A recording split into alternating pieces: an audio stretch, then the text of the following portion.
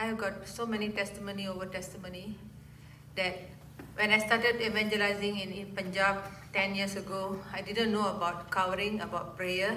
I just took my 3 kids and I used to travel to Punjab to learn Punjabi. When I used to come back after the mission trip, I used to land up in the hospital for 1 week. My bleeding would never stop. And the person who always scolded me was my husband. Till one day he went to the church and told my pastor, "Pastor, what is wrong with my wife? Every time she go for this evangelist trip or mission trip, she come back, she falls sick."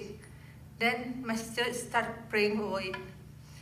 The last beginning of this year, I went to Punjab with Pastor Sandhu and the whole team, and they met me at the airport. I was traveling from Ipoh to Singapore.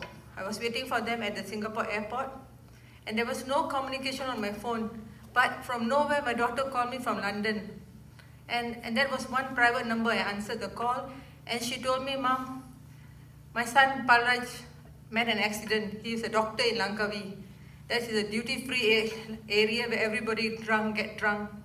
He was driving a 4-wheel drive, and before I came for the mission trip, I saw my son that night. He was standing right in front of me like a man who's going through a problem. His spirit was right in front of me, and then I quickly prayed. I said, "It's 12 o'clock midnight, Lord. What did I saw? Raj is standing right in front of me." I prayed, but I said, "Should I call?" And I am such a modern mother. I don't simply call my children and ask them, "Hey, hello, what's wrong?" I believe in the Lord. I just rest. But once I rest, I called. I told Nashwin, "Is anything wrong? Tell me." She said, "No, Palraj is completely all right. No bleeding, but the whole car is right off. The Lord saved my son." But I never show all this impression to Pastor Santa. When I met them, I hugged them, I sat with them in the plane. But over there, at the whole event was halfway, I told him what happened.